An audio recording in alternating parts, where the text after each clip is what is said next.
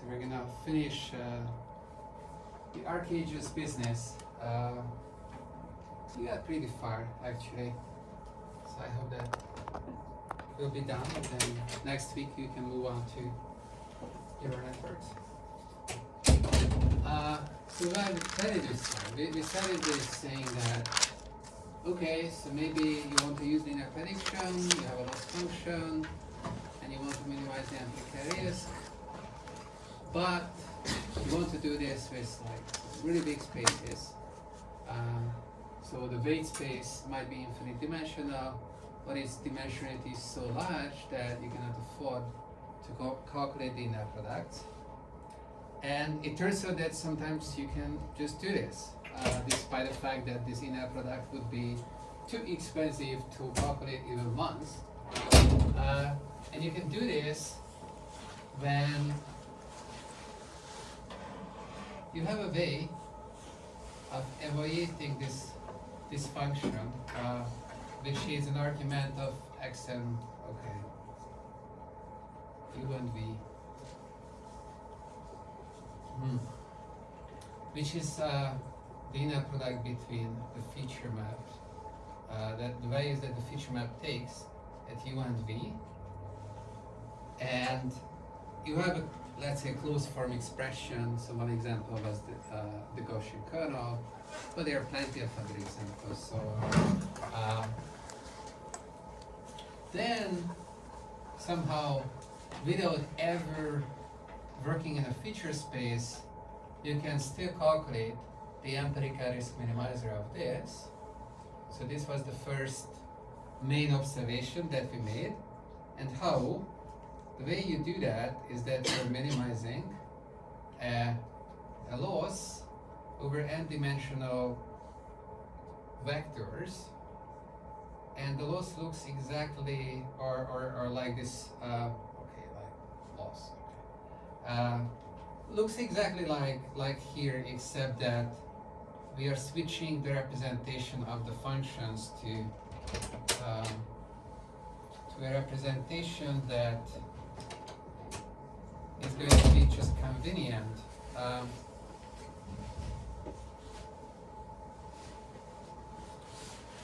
And here K, capital K, is this n by n matrix. Maybe you don't see it there.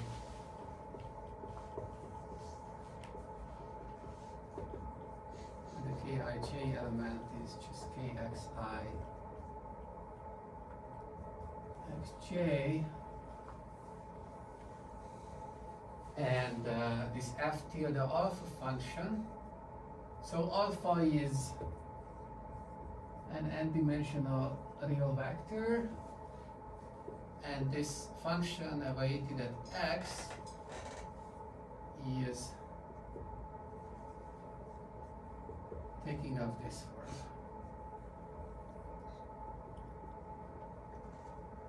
Okay.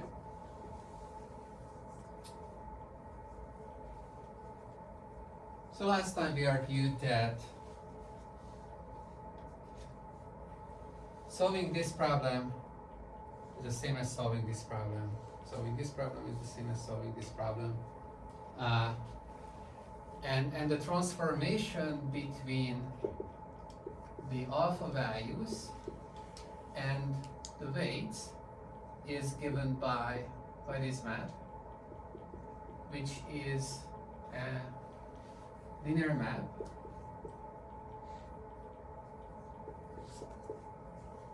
So take whatever feature values you observe at the data points, take the linear combination, and it's just linear algebra on steroids, because we bring this infinite dimensional spaces. All right.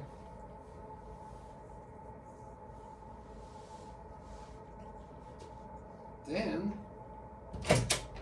and all this relied on that lambda was positive, and all this relied on that this penalty is a strictly increasing function of the Hilbert space norm of the weight vector.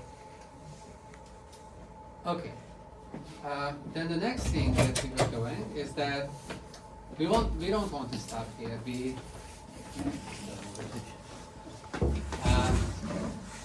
want to work directly with functions in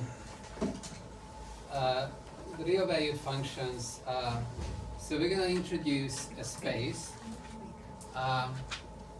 So K, so we start with this function, this Kernel function that maps x verb to reals, and we assume it's symmetric, and we're going to assume that it's positive definite. And positive definite just meant that for whatever xi's you can pick, x1 to xn you pick, and whatever alpha vector you pick in Rn, this quadratic form gives you a non-negative value. Should really be called positive semi-definite. So we start with a function like this, and from this function we can build a function space H, which is going to be a subset of Rx, and this is going to be a linear subspace of Rx, and it's going to be active, so it's a vector space on its own. It has addition, you can add functions, you can multiply them, you stay inside, so that's the subspace property, plus you have an inner product on it. So it's really a Hilbert space, and the inner product is going to make it complete. So the inner product on this function space is induced by this kernel K, and the way this inner product is built is that we want this identity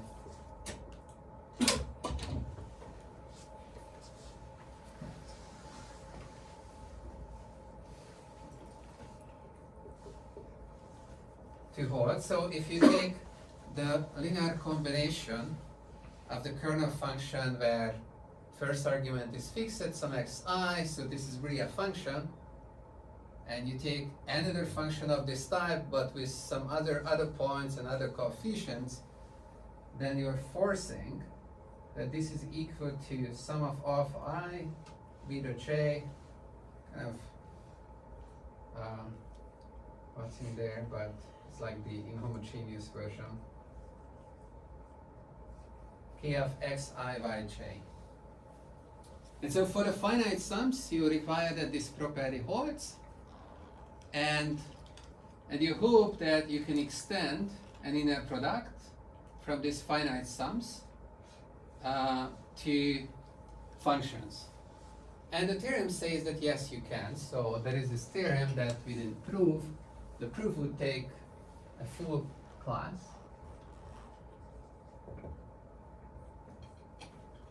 For every k symmetric, positive definite, there exists a set H with an inner product on it, such that this is a Hilbert space, so it has to be complete, and H is subset of Rx, and this is unique. And for those who have learned a little bit about function analysis, okay, so usually the way this works is that you have these finite sums, and you take the limits of these sums, and you kind of create an abstract space that represents those limits, and that way you can complete any inner product space into a complete inner product space. So going from a pre-Hilbert space, you can go to a Hilbert space. But what's unique here is that this completion happens such that you're staying inside the set of functions that map X to R. So it's not, you're not going to an abstract space. You could go to the abstract space, and then there is an isomorphism between that space and the set of functions within Rx. H naught, so H naught was just a set of functions of this form, and that's obviously going to be a subset of H, yeah. So so here there are a bunch of things missing. So H naught is a subset of H, and it's dense, right? Like, it also follows that for any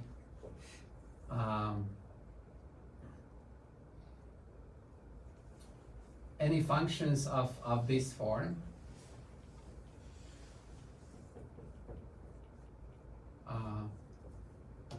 okay, beta j, yj, the inner product of between these two guys is exactly what's written over there.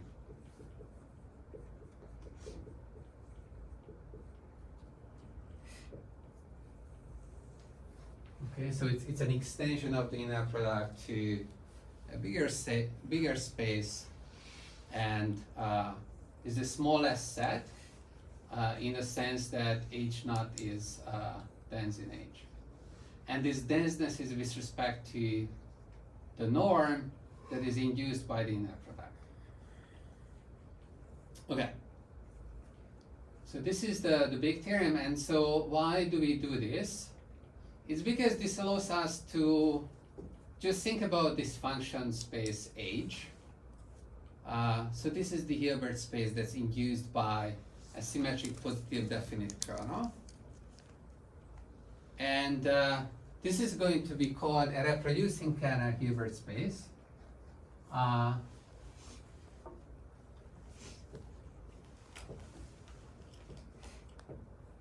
And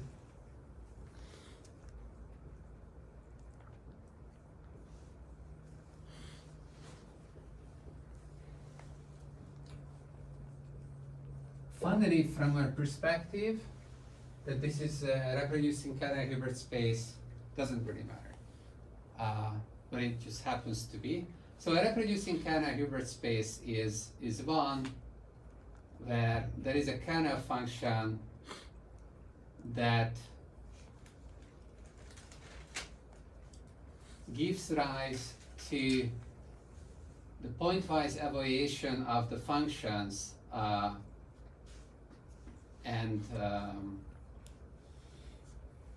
with respect to the inner product that you are using in the Hilbert space. So it's nice. So it's this property that if you take a function f and you want to know its value at x, then what you can do is that you can take the inner product of f with this kernel function, and that gives you exactly the value of f at x. This is kind of incidental for us. It doesn't really matter, but it follows from the construction that this is going to hold. It's not hard to see. Okay. So now we have this function space H that is induced by this symmetric positive definite kernel. And we can think about solving an optimization problem like this over this function space. So we have a third optimization problem. Let's call it Q tilde. And it's for functions in this Hilbert space H, which is the Hilbert space induced by K. And it looks exactly the same as the others, except that here you allow any function in this Hilbert space.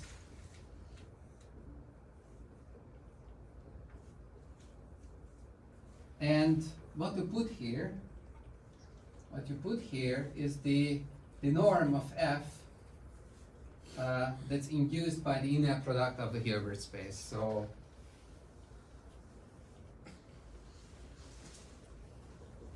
this is defined as.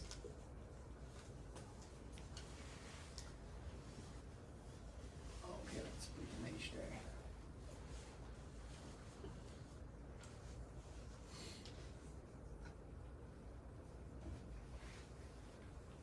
Clarification question. Yes. So are these some infinite sum or finite sum? We require here for the finite sums that this holds, but of course it's going to extend to infinite sums. So what are the vectors in this Hilbert space? Hmm? What are the vectors in this Hilbert space? It's like hard to tell. It's limits of finite sums of this form. With respect, it's not hard to tell. So it's limits of finite sums of this form in the pointwise convergence topology. So if you take a set of a sequence of functions that takes this finite form, and these functions are such that they are pointwise convergent to some function f, then the limit is going to be in the Hilbert space, and only these functions are going to be in the Hilbert space. So you have to basically just add these functions together, and then this is all. This is the Hilbert space. So it's literally the simplest way to extend the finite sums to the general case such that you have completeness. You might be wondering, okay, like how come that the pointwise convergence cooperates so nicely with the inner product? Because here the completeness or the denseness is with respect to the Hilbert space norm. That's because this reproducing kernels are really nice. So this Hilbert space is a subset of the function over one point x and all the whole x space.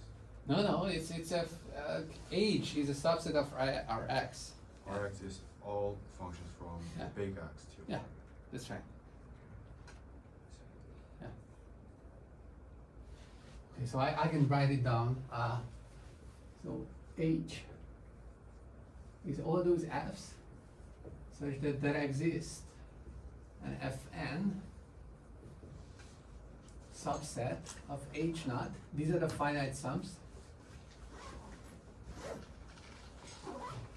such that for every x, fx is the limit of fnx. Okay, so the pointwise limits. Okay. So when people talk about this arcades business, then what they mean is that they choose a kernel.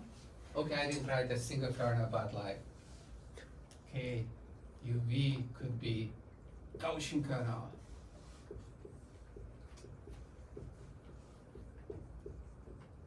Or it could be, I don't know, the exponential kernel. Or it could be, I don't know, polynomial kernel.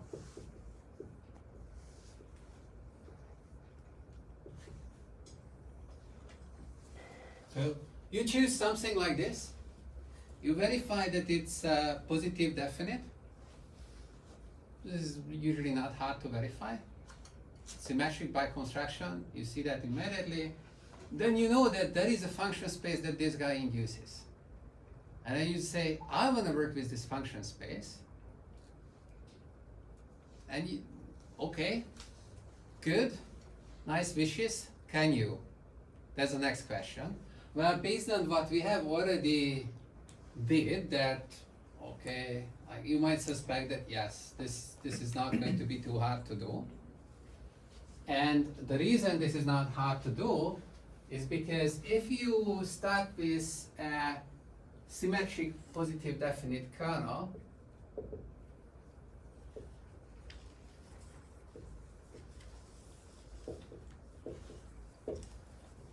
then you can always find, not uniquely, a Hilbert space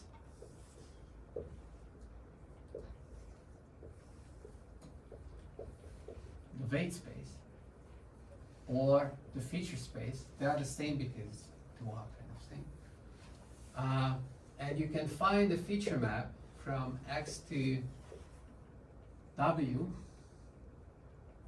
such that KUV is equal to the inner product between psi u and psi v,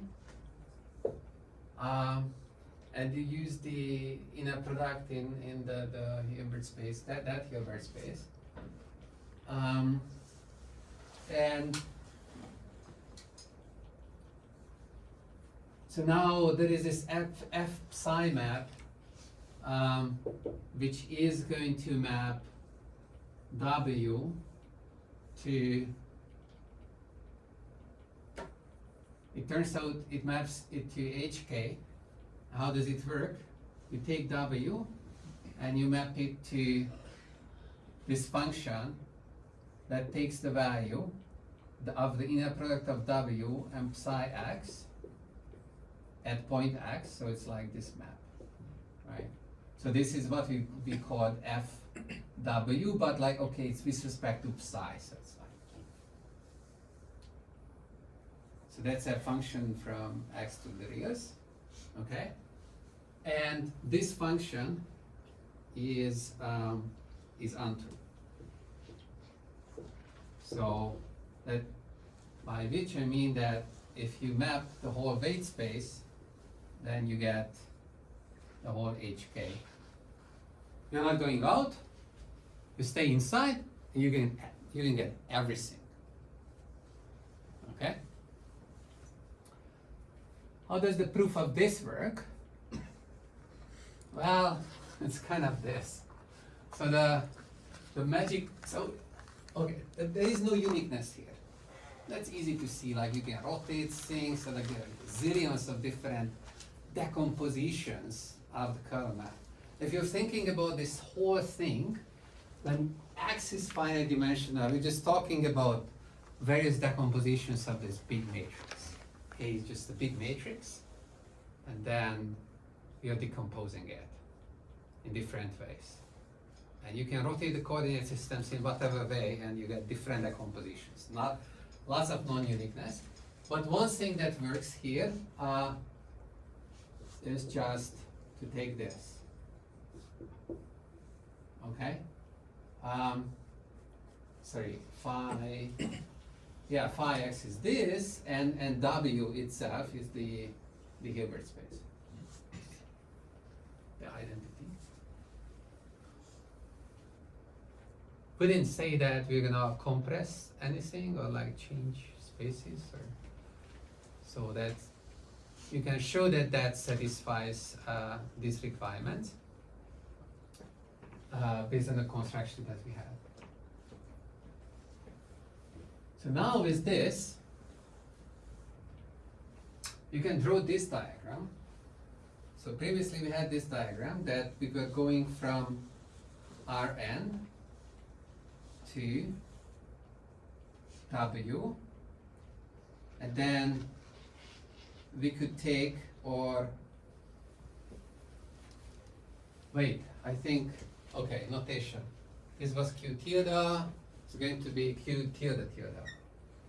Okay, so this was Q, this is Q tilde.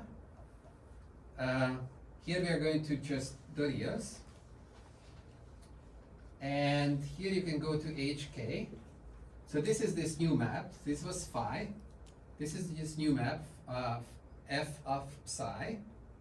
It takes the W space that we are constructing here, and it maps it to HK.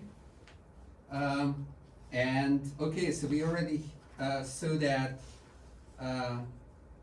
this diagram commutes, and also so that if you want to find the optimum solution to this, you can find it by finding optimal solution to this. Okay, so that was in the previous class. And now we are saying that, okay, but what if you want to find the optimum solution here? Okay, well, these two guys, again, this part of the diagram commutes, so you can pull it back. So finding the optimal solution here is the same as finding the optimal solution there. It's because this f of psi is on 2. It can do everything. So clearly we are not going to lose any solutions.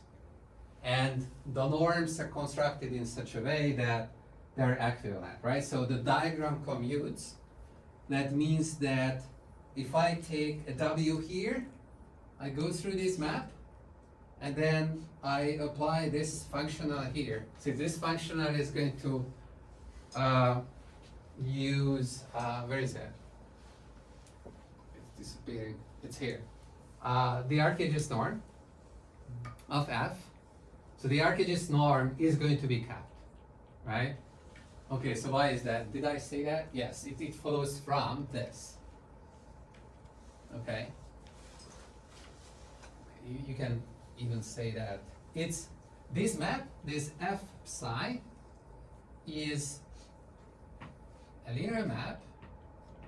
It doesn't have to be injective. So you could choose W to be too large and then you're pulling things together. You can do that, like why not? But it's an onto map, and it's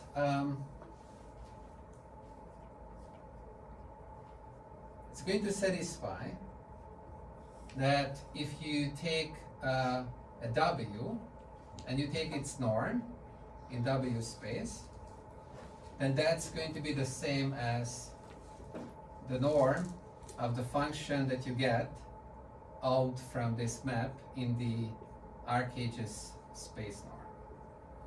Okay, so that's why this part of the diagram commutes. And so if you find an optimal solution here, it was onto, you can put it back here. So that means that you can find at least as good a solution here as you found here. And we already seen that these two are equivalent, so altogether you can always go back to Rn and just consider this Euclidean problem, this finite dimensional problem, and solve this, and you're guaranteed that you're going to find a solution to this original problem. So this is called the representative theorem. Okay? That if you want to find the solution to an optimization problem like, where is this QTLR, that has two parts. In one part, the function only appears through function values. Okay, that's the only important thing here on this part. No other properties are used. And in the other part, you have a penalty, which is a strictly increasing function of the norm. Then it follows that you can always just solve this finite dimensional problem, and the solution to that is going to give you the solution to the original problem. Okay? Okay.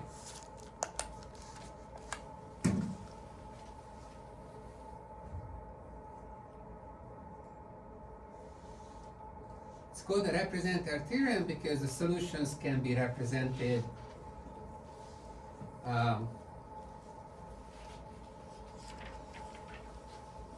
considering these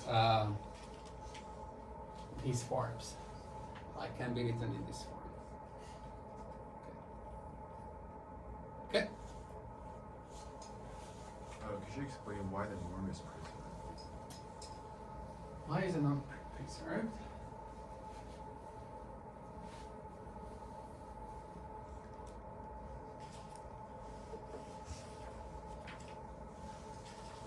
Okay.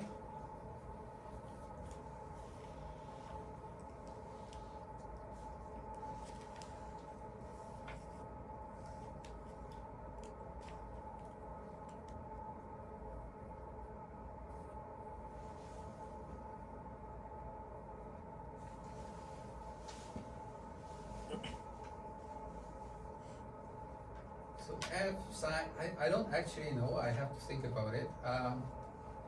So this takes up this form.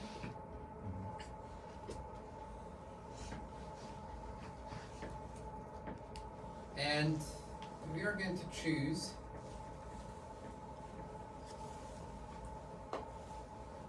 okay, so when we are choosing these things, we're gonna choose W. Okay, so W is identified with HK, so it's one of F's. Okay, and psi is chosen to be Kx inner product. And so the inner product between F and Kx dot, so reproducing property, that's just F of x at the value of W is in the W space, F is in HK. You're yeah, saying- the W space is HK. Oh, no, okay. Yeah, we choose it to HK. Okay. And the feature map is going to be just Kx dot. Uh-huh. Okay. Okay.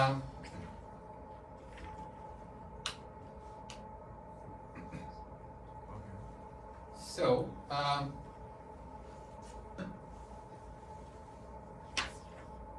so this is equal to f of x, Mhm. and so the f psi w, where w is actually some f, Uh-huh. is f. It's an identity map. Yeah. I see. And so the inner product is exactly the same, Mhm. and we didn't move, so they are the same. So basically we can choose W to be an isometric isomorphism to HK, and It's not isomorphism, well, in this case, it's going to be isomorphism, so this specific choice is. Yeah, that's right. okay. Yeah, this is not the only choice, but like for proving the theorem, we prove it by choosing an isometric isomorphism. Oh, okay. Actually, just the identity map. I see. Mhm. It's kind of silly.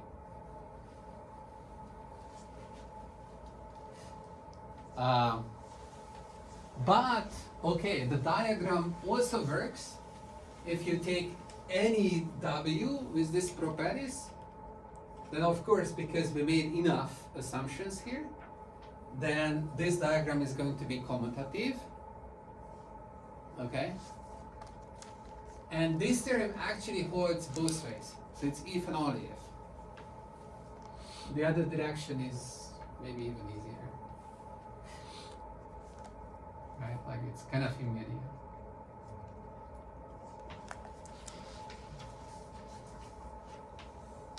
Okay.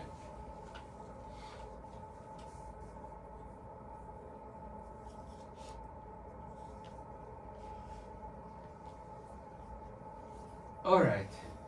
Summary. So people want to work with large spaces. They can just choose a symmetric positive definite function over the domain, and they can work with a large feature space if they are not bothered by that. The problem they are reducing to is a problem where the solutions have n unknowns. As the number of examples grows, the number of unknowns grows.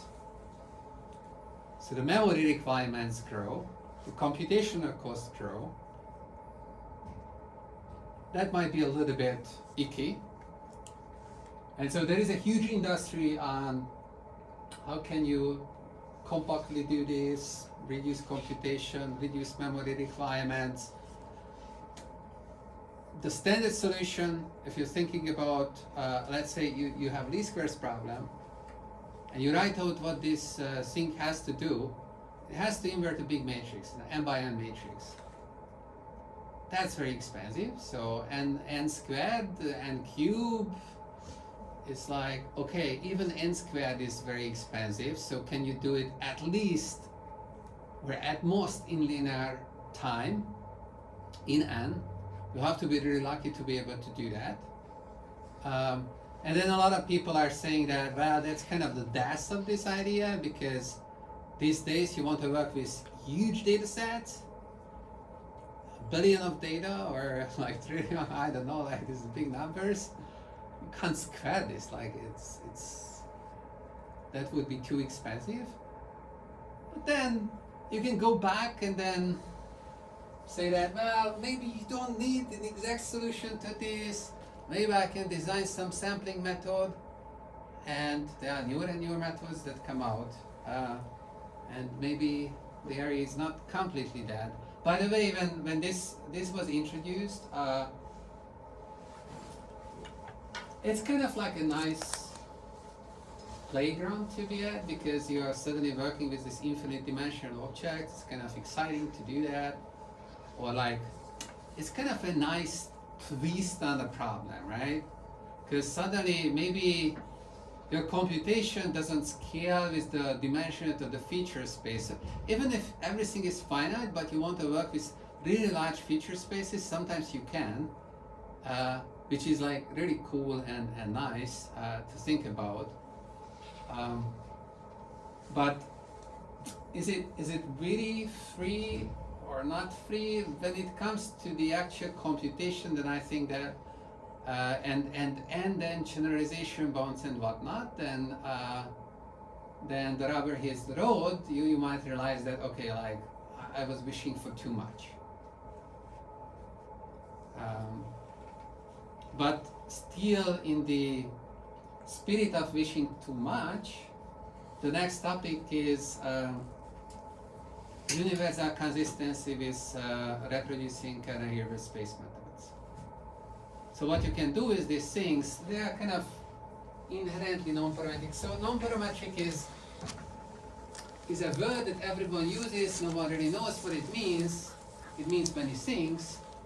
The gist of it is that you are not trying to box yourself into kind of like a small word.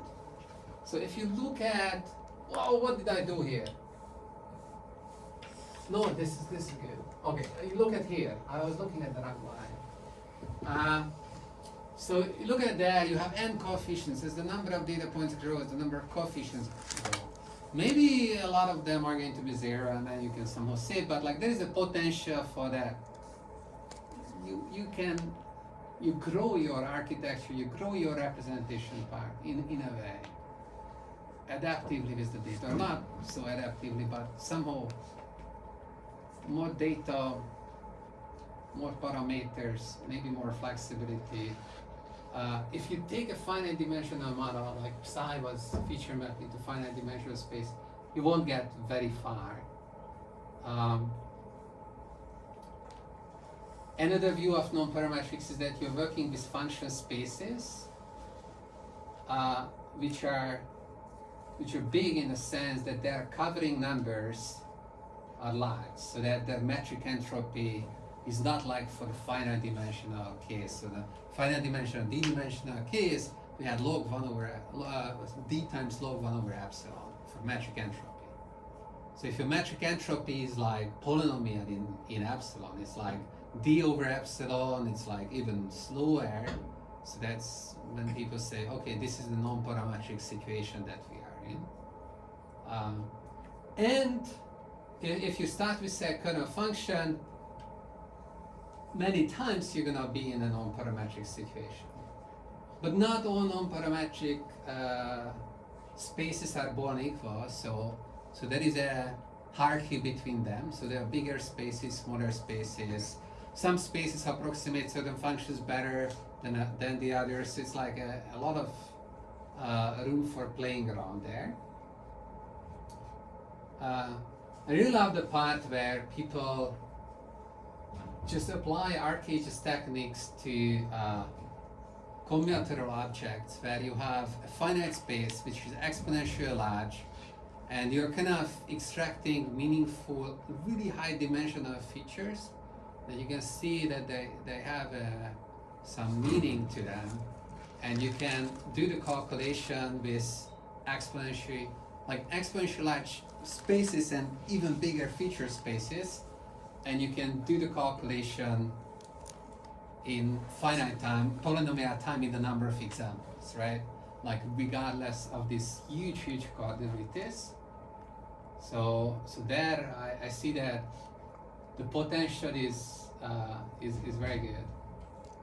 Anyway, so yeah. So, do you have a more concrete example? It was For let's say you Graph have object. you have graphs, and on a graph you like it's a DAG, and you take it's there is a source node and end node, and like there are paths between them. There are exponentially many of them, and there you can embed the whole graph, all these paths, into R to the E is the set of edges. It's like the binary vectors of like the incidence vectors for the paths. So the graph gives you the structure, and then you can put various kernels on the top of this to measure the similarity between paths. Yeah, stuff like that. So people look at graphs and this more complex objects and try to measure, similarity. So this kernel function is like similarity, dissimilarity. Like a lot of times we're thinking about like, okay, like here we're trying to measure similarity between two objects. It doesn't have to be like, nowhere did we say that this has to be a sensible similarity function. So for example, this function here is like, what the heck?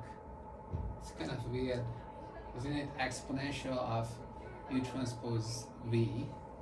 It's like, what similarity does it? It's like, yeah, it does work as a kernel function, and it's apparently a meaningful kernel. Anyways, so there is a nice book that by John Schaef Taylor and Nilo Christiani that talks about this construction of kernels for these combinatorial objects. People put kernels on finite state automata. Let's do stuff like that. It's pretty cool. Maybe it comes back after we pass the large language model. Yeah. A lot of times, the one lesson is that here computation became really a bottleneck. And people invested some time and effort into creating software that calculates solutions faster, but it's not good enough. And maybe it's also somewhat inflexible, but I'm not totally sold on that. So it's not very clear to me that kernel methods can never compete with, let's say, neural networks. I know that these days saying this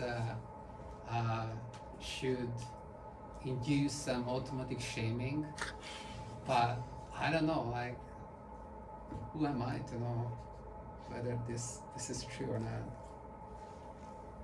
Yeah. Anyways, cool. Sorry. Yeah. It's about computation. For computing the Qt, for example, last session we said that okay, if L is convex, then we can, for example, get the derivative, take the derivative, and okay, for example, solve it.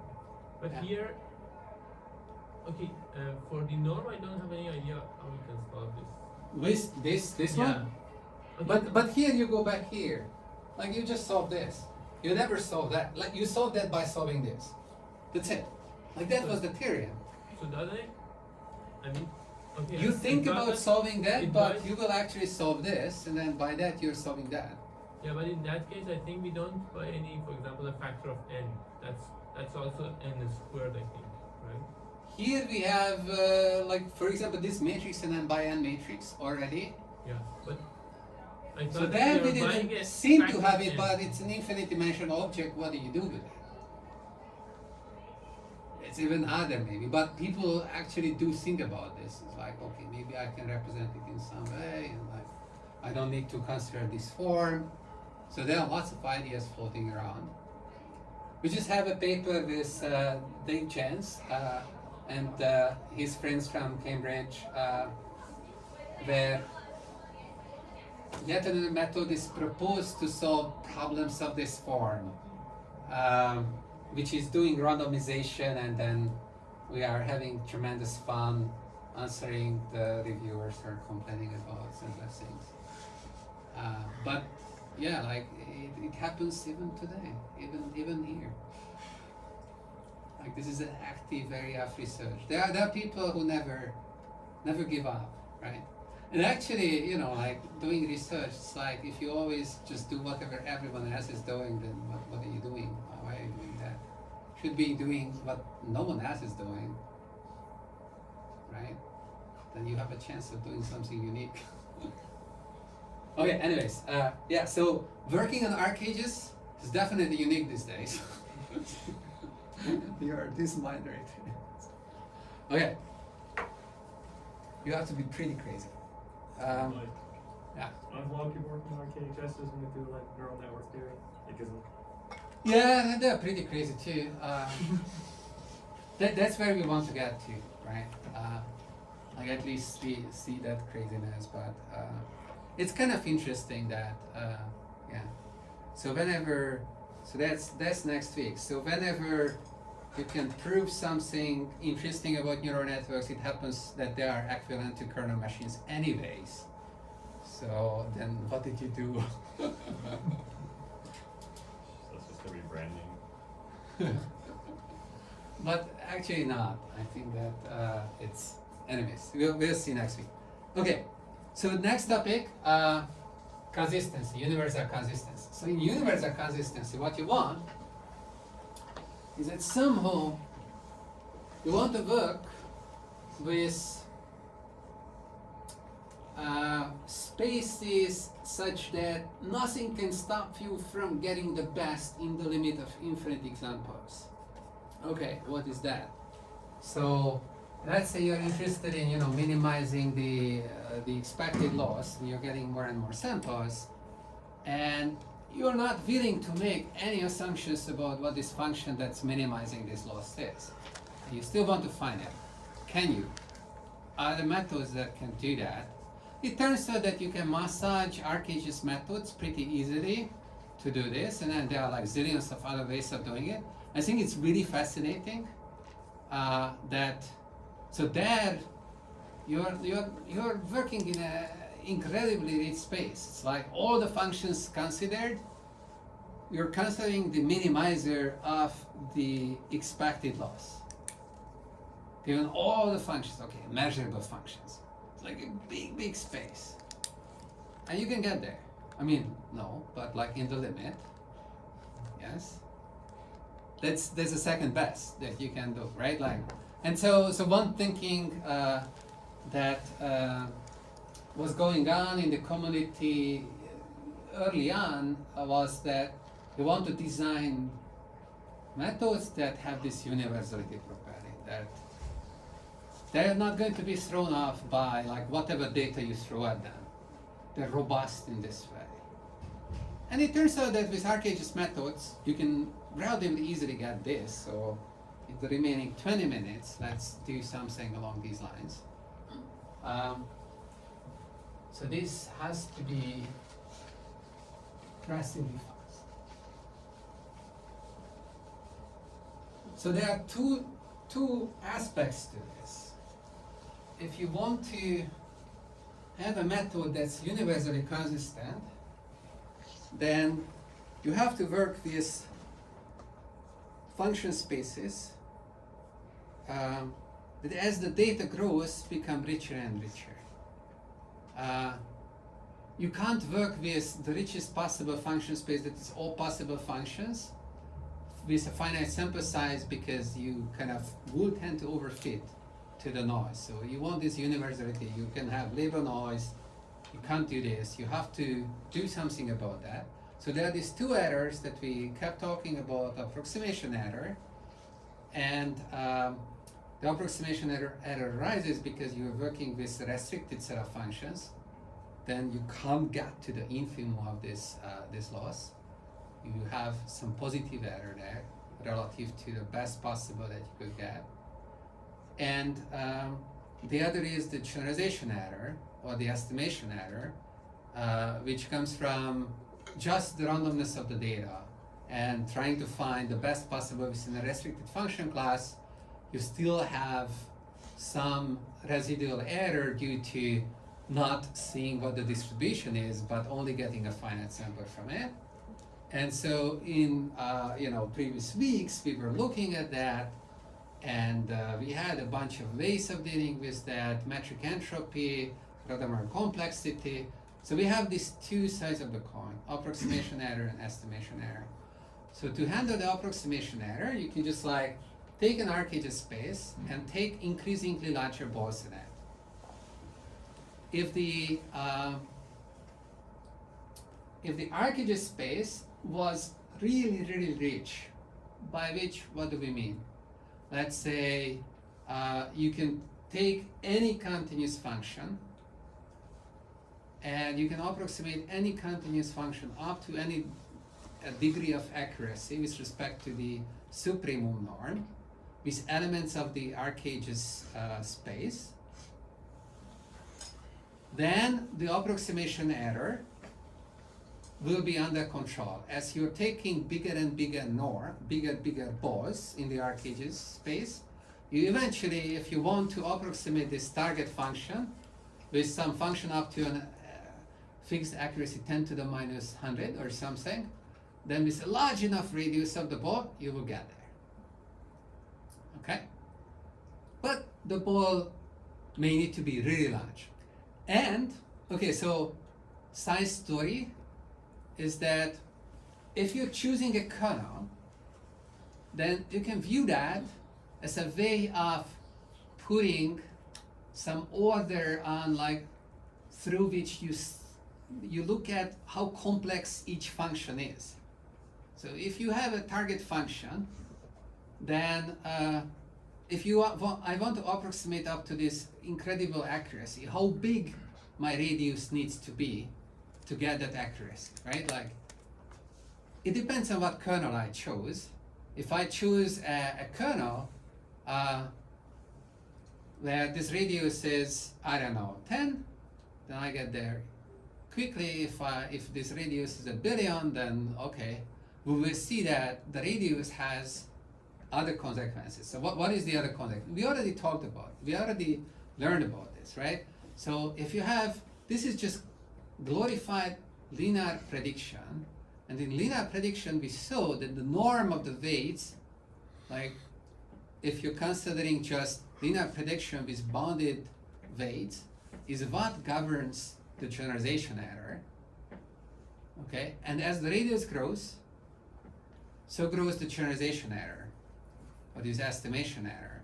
It actually grows with linearly with that, right? And so now you can see that, okay, if I choose a kernel function, then with that I'm kind of playing a game between this approximation error and estimation error, and it's kind of a bet on like that with respect to the kernel that I chose, how complex the function that I need to approximate is, right? And if it's less complex, then you're gonna win, right? So, but can you get there? Yes, eventually you are growing these balls, you can get there. So we need two things. So one of the things has already been covered, this generalization bounds, right? So with linear function approximation, with bounded weights, the Radamer complexity, we already covered it. Like we had a bound that said that the radius scales the Radamer complexity. And then we had the generalization bounds that were going with the Radamer complexity that showed that the access risk is bounded by the Radamer complexity plus a small error term, right? So the Radamer complexity scales with the radius divided by root n times some universal constant.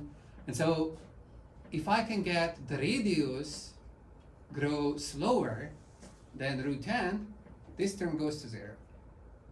And then there is the other term, which comes from the approximation error, which is that, okay, like for a given radius, how big is my approximation error?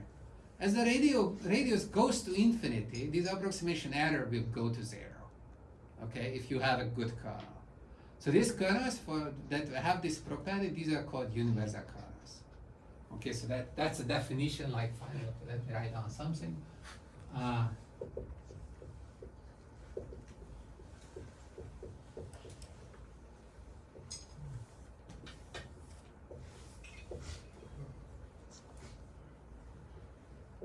universal kernel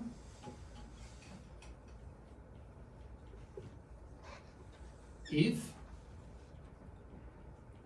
for every function that's continuous over x, there exists for every epsilon positive value, there exists another function in the arcages induced by k such that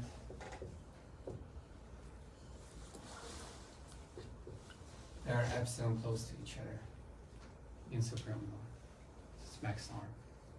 The maximum pointwise difference between them is bounded by epsilon. Okay, so this is the definition of universal kernel. That it's an exercise that if you have a measurable function, then you can approximate measurable functions with continuous functions, and then, okay, universality will follow from this, right? So this is sufficient to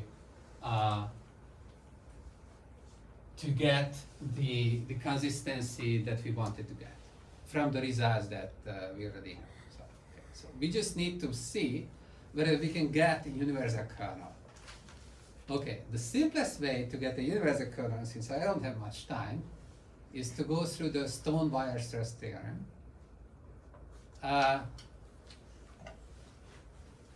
It's very cheap, very cheap.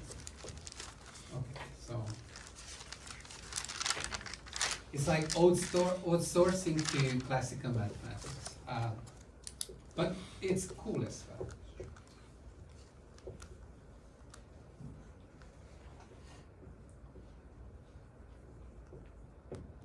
So the Stone-Weierstrass theorem says the following. If you take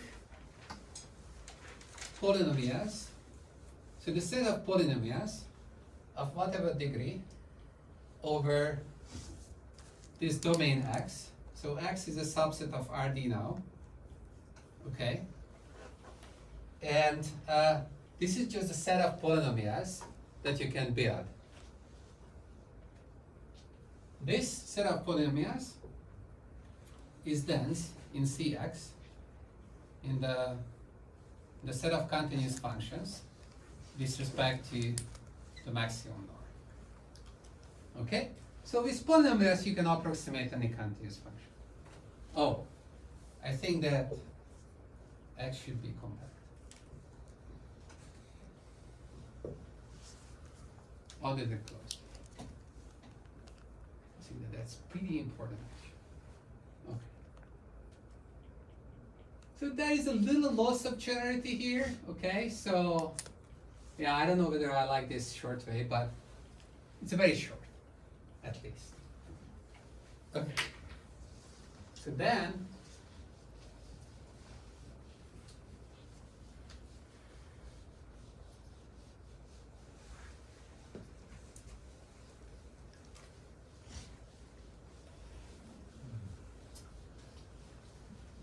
what we can do is to have a little corollary to this that says the following.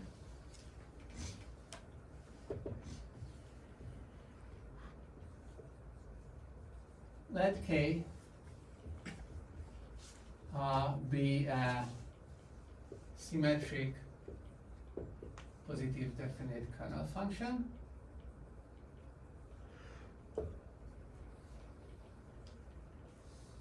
And assume that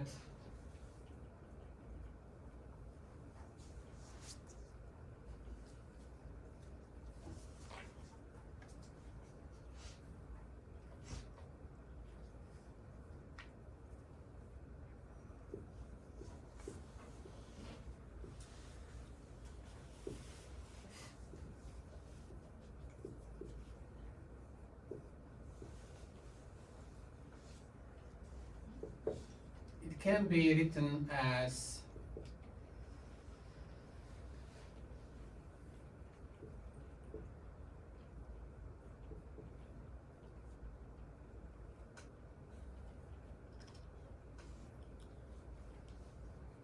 very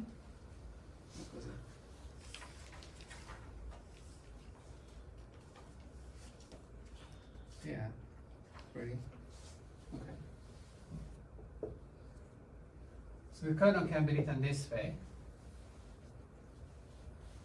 And then we should see some examples where this happens. So there exist phi I, real valued functions, and ci, positive coefficients. I goes from 1 to infinity, such that the kernel can be written in this way. The kernel can be written in similar ways. It's like, oh, okay, like just like some, it's an L2 version of the kernel, right? Like, so here this theorem was saying that if you have this, then you can always have this W blah blah, but like here study sheet, here this W is chosen to be an L2 space, little L2. It's like sequences of numbers, and basically that's the feature space. So you take the feature decomposition over little L2 of the kernel, and then assume that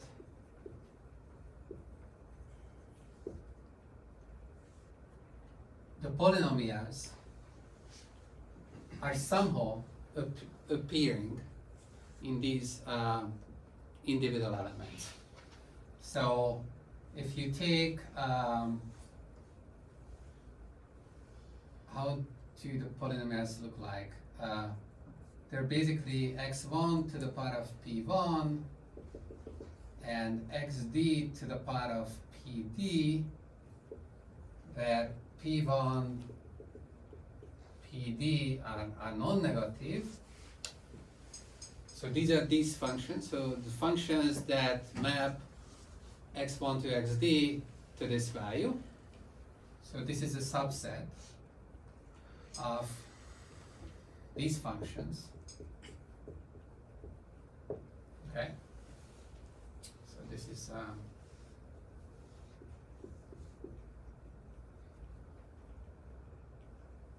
these functions appear in the set of these functions. Okay? Then it follows that K is universal.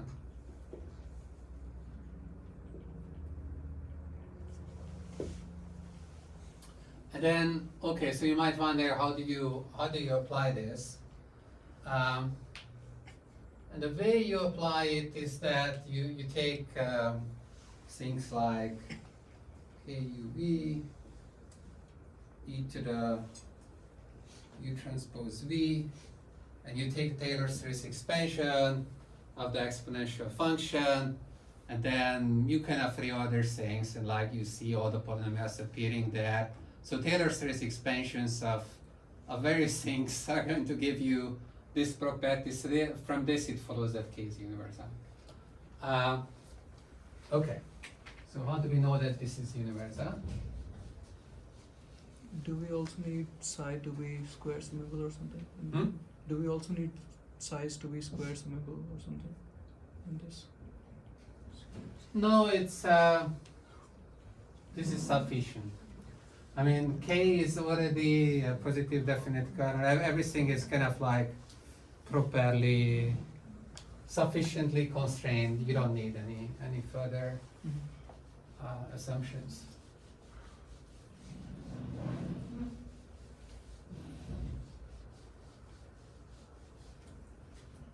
Okay, so how does this work? Well,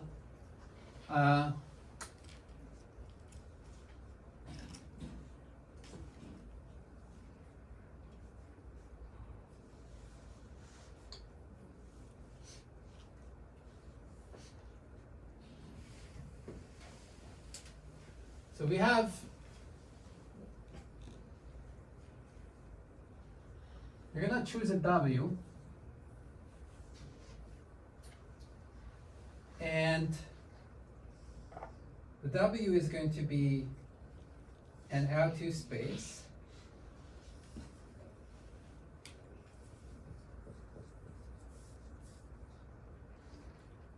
and the inner product on this space, I think think going to be just this. Okay.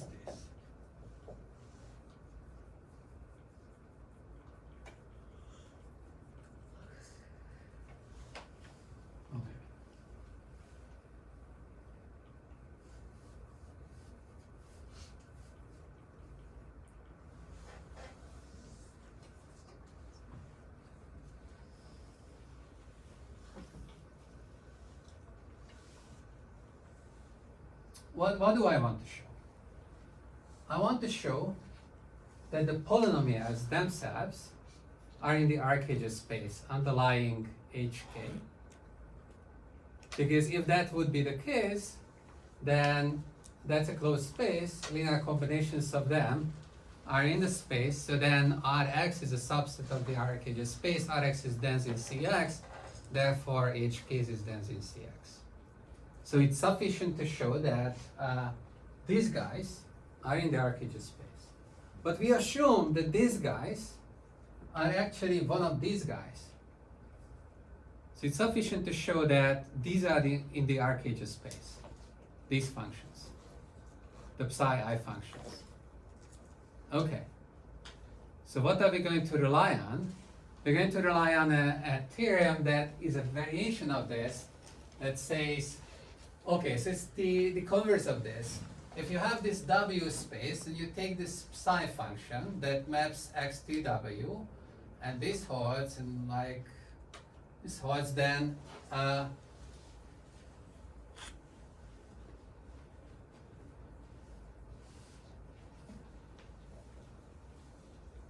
okay, so okay, so that theorem says that this is an onto map. So if you start with a W such that this property holds, then this map is going to be onto. Okay, so you're not going to miss any.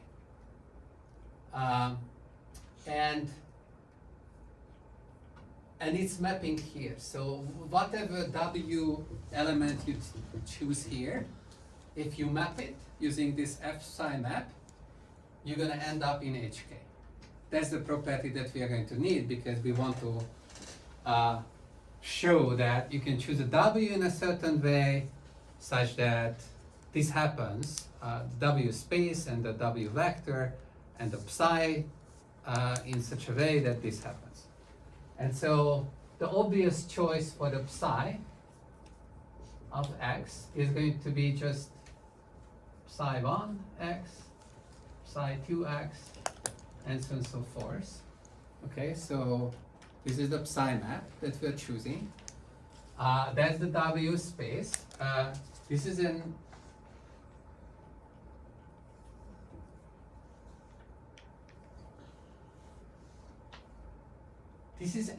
okay, so psi actually maps X to W, Y.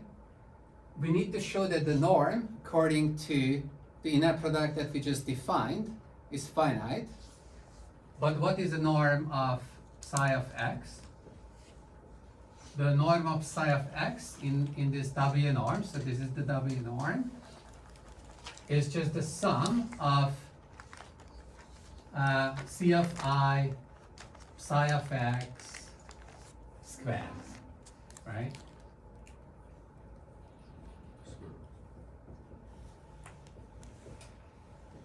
Hmm? Square root. Oh, square. Yeah, the square. Oh. Yeah. And what is this? This is k squared xx, which is finite. Okay, good. So psi actually maps X to W. Okay? So W is a subset of this such that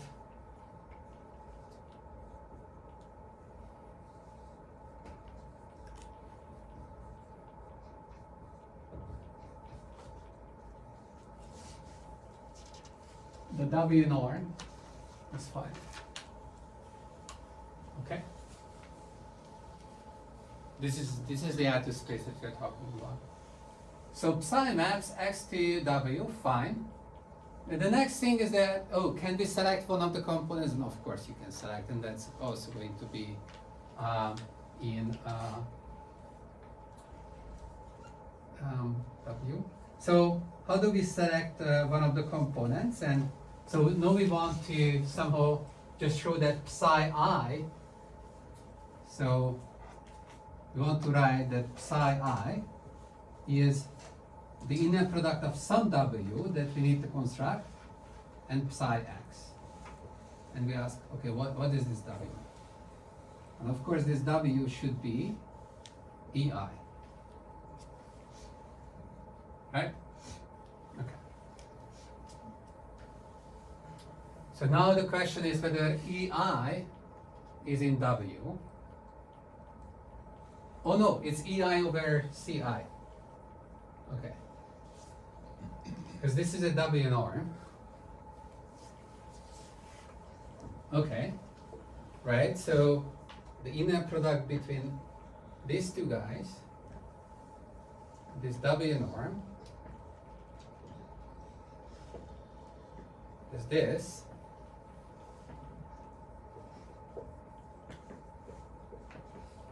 Okay.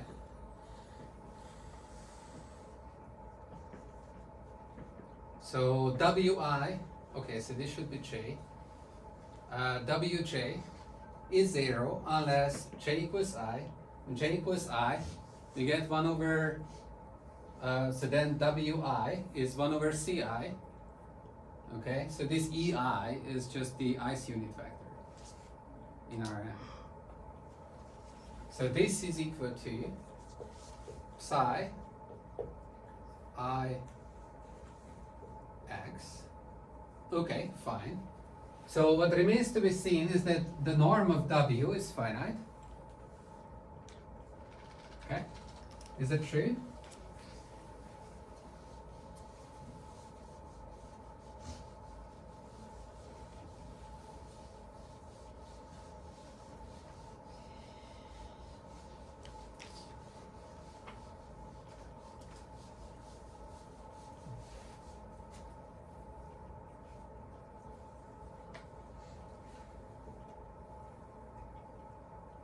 So what is this?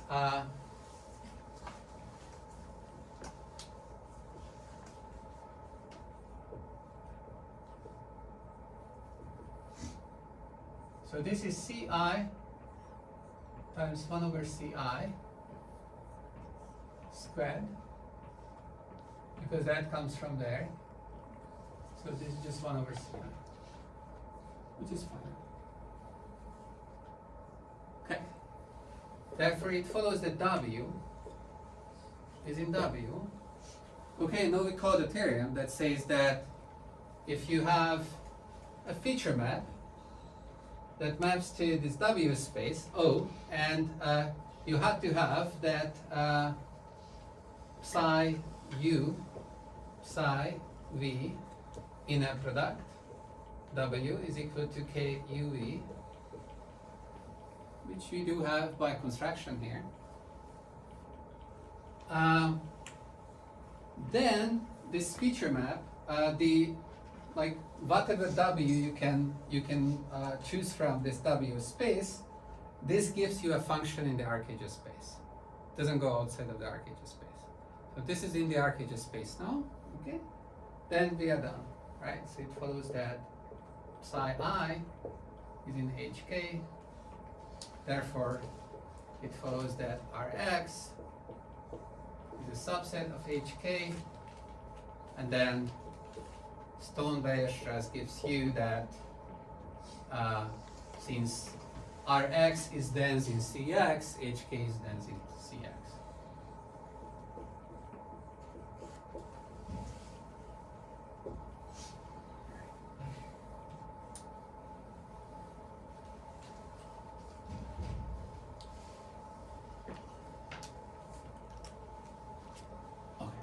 This was really cheap and cheesy. There are many other ways of showing that a kernel is universal.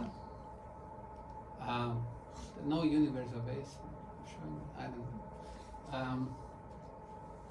So another big hammer is if you have a kernel like the Gaussian kernel or RBF kernel. So this KUV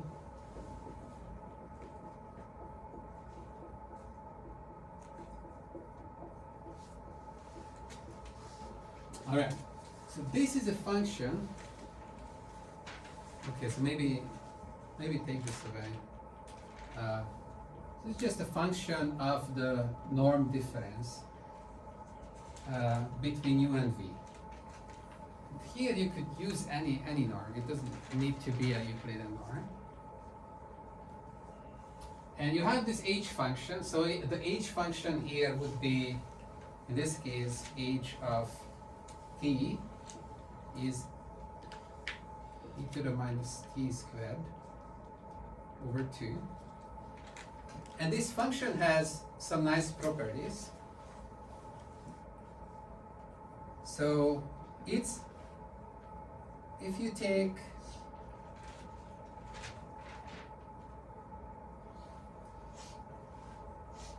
this function, so x is mapped to h of x, so just a Gaussian, then this is in Avon with respect to the Lebesgue measure.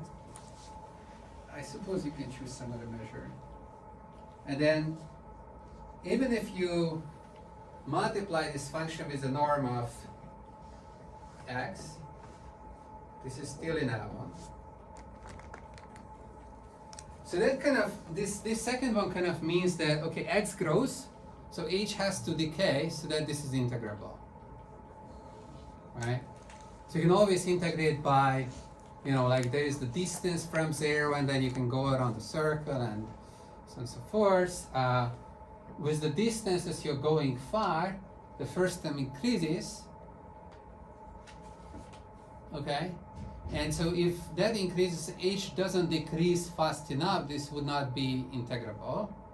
So this prescribes a certain decay for h. So then h is this function that has a certain decay property. And so if you take any function like this, and you consider the kernel map, which is of this form, but we're going to put the sigma back.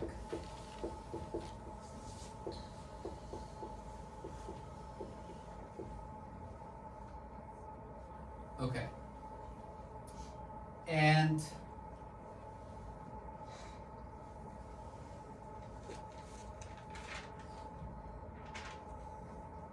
you let sigma go to 0. Then this function, what does it do? It becomes tighter and tighter. It's like the Gaussian, right? Like, it's got an approximation to unity. And under these two properties, you can show that no matter how, like you have a continuous function that you want to approximate, then you can approximate this function up to some desired error if you're letting sigma to be proportional to this error, basically. It's like, it's sufficient if sigma is proportional to the error of approximation. You prove this for Lipschitz functions, and then you can extend it to continuous functions and whatnot. So the statement is for Lipschitz functions, actually. And the proof is not too hard, but I don't have time for it. It's kind of a nice proof, but just the idea of the proof is integration by parts.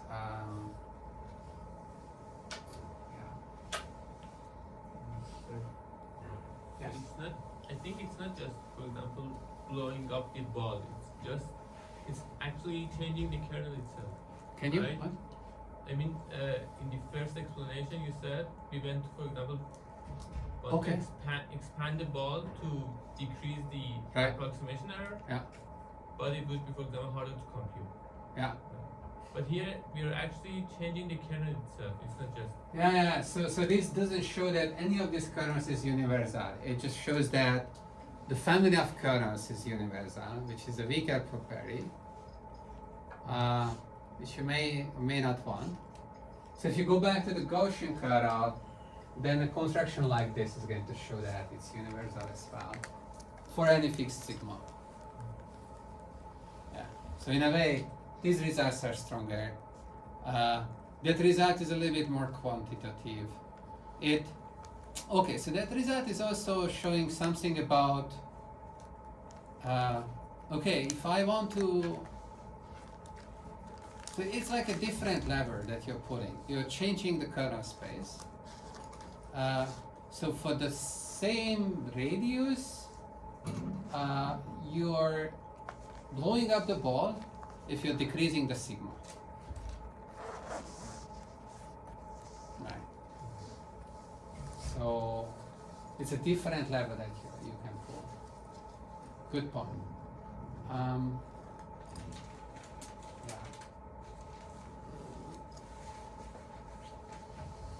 Okay, and then there are these parts of the literature that try to learn kernels, all the fun. Yeah.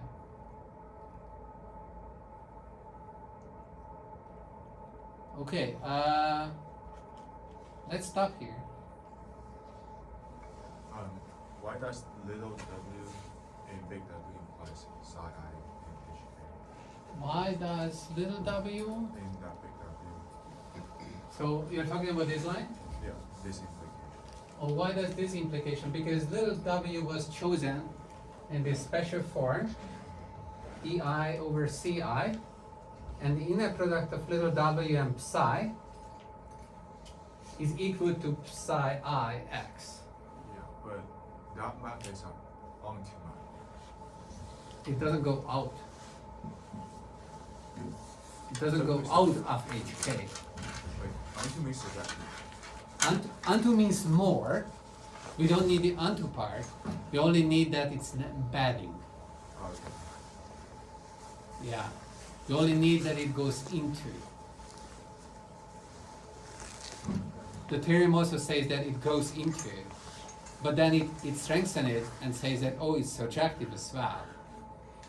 But we don't need the surjective part here. We only need that it goes into it. It doesn't go outside. It's kind of obvious that it doesn't go outside. So that's why when you're phrasing this theorem, you are just saying it's an onto map. But just because you're writing that it maps from here to there, by writing that, you already said that it's not going outside. So you're not saying that explicitly. Got it?